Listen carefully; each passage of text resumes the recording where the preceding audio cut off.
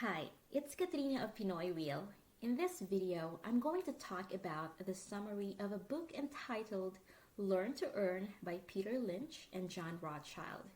This is one of the best books out there for those who are just starting to invest. If you're interested in this subject, stay tuned.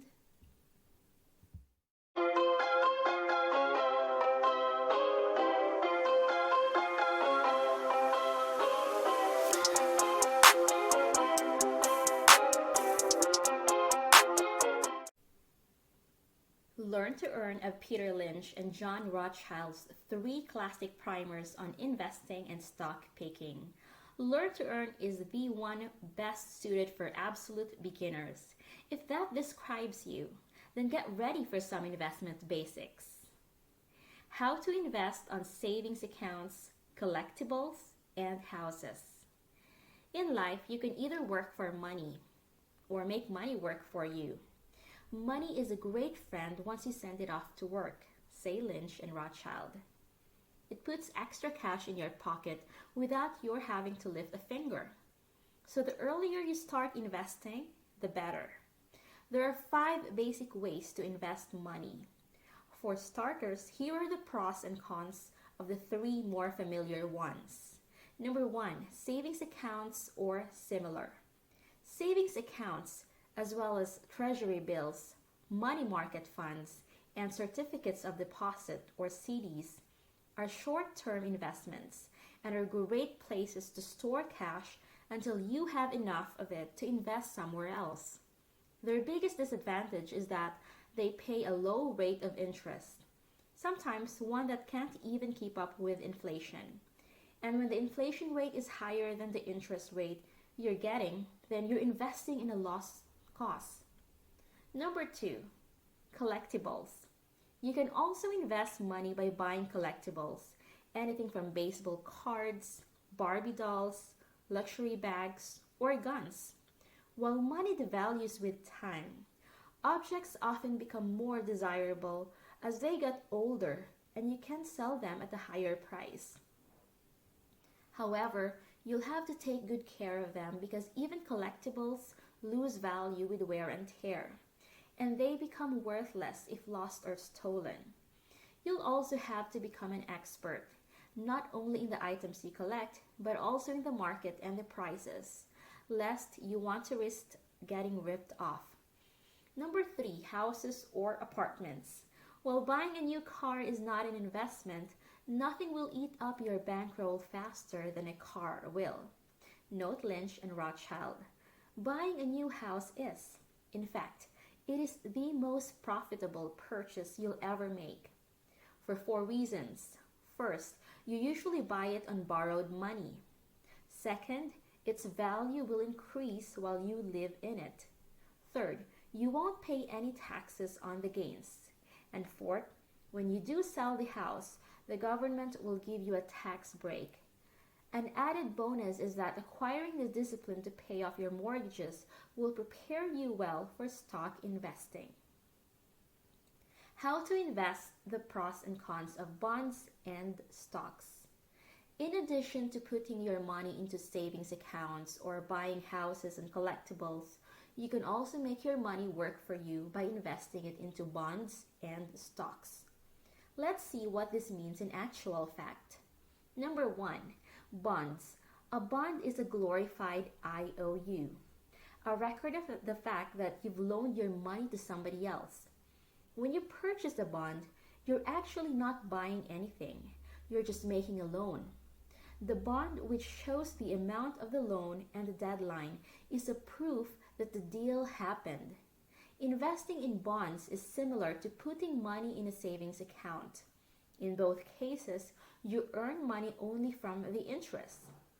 In theory, you should be able to earn more with bonds because they are long-term deals and you get paid a higher rate of interest. If you say buy a $10,000 10-year bond with an interest rate of 8%, the bond issuer will pay you back $18,000 after a decade. However, taking into consideration the inflation rate over the same period and figuring in the taxes, you'll actually earn much less than $8,000. Stocks. A bond is a much more protected investment than a stock. If you buy a bond from the US government via, say, the US savings bond, you're guaranteed to be repaid in full no matter what. Even so, outside of a house, stocks may be the best investment you'll ever make. When you buy a bond, you're only making a loan, but when you invest in a stock, you're buying a piece of a company. Lynch and Rothchild explain. If the company prospers, you share in the prosperity. If it pays a dividend, you will receive it, and if it raises the dividend, you will reap the benefit.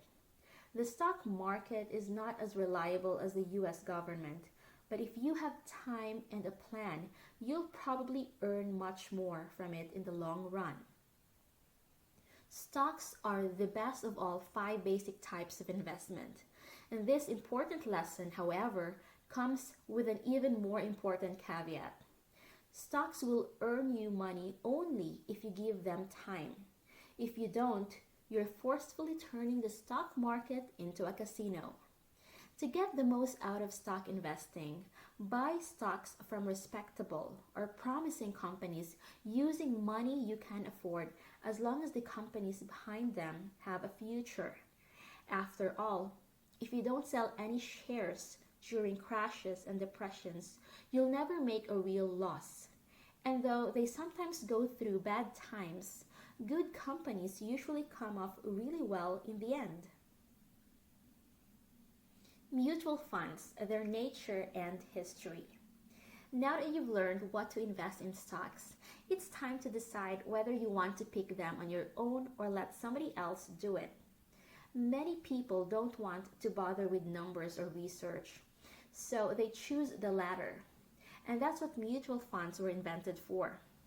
In essence, a mutual fund is a professionally managed investment scheme that brings together money from many people and invests it in many companies at once.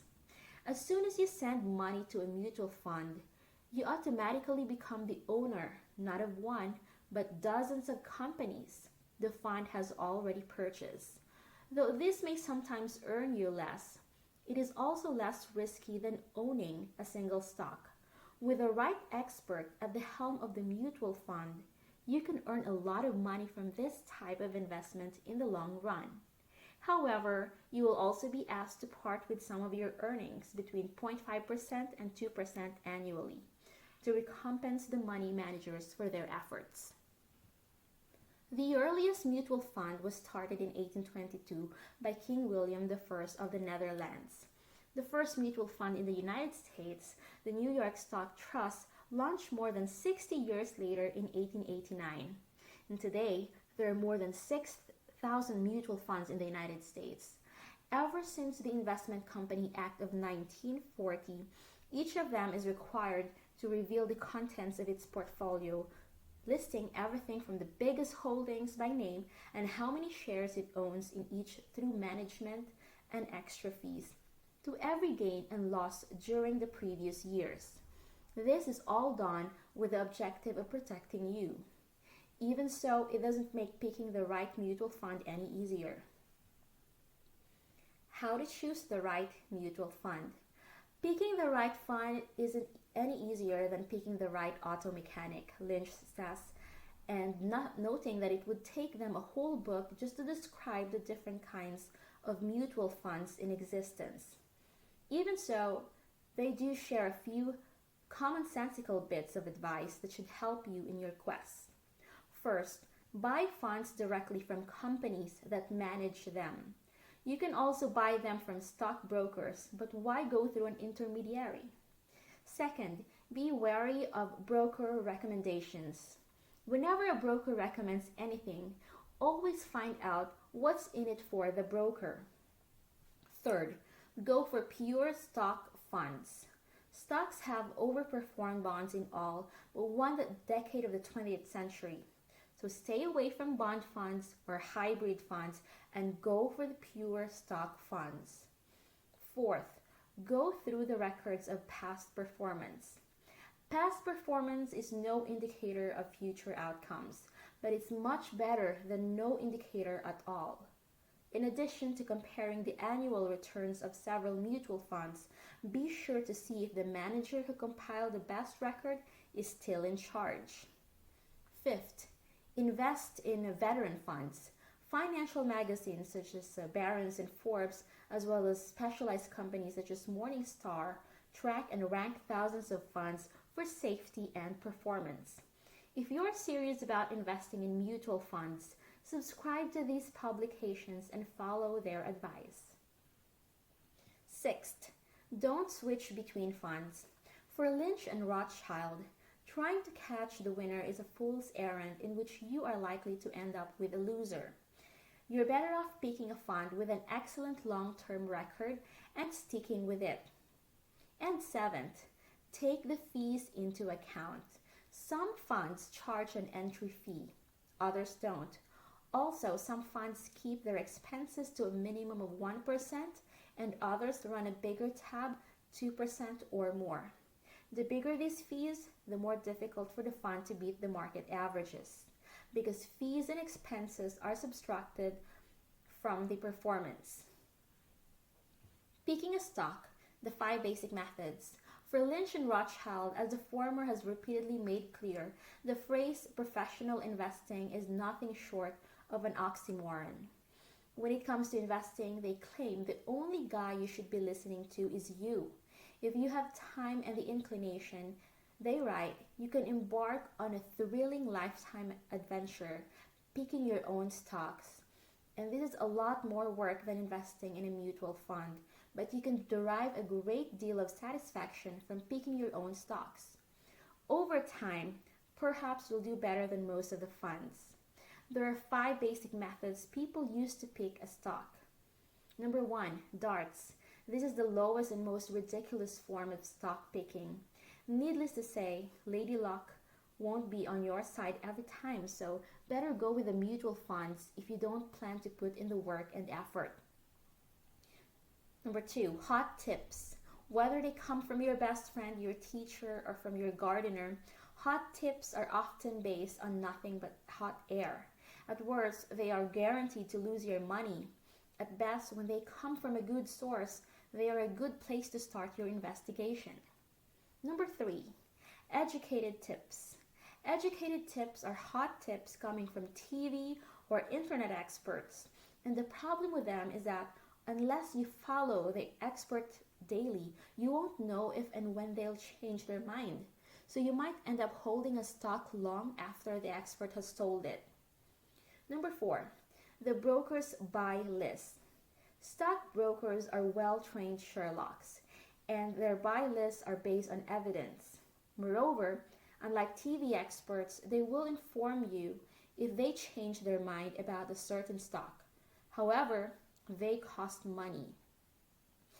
And number 5, doing your own research.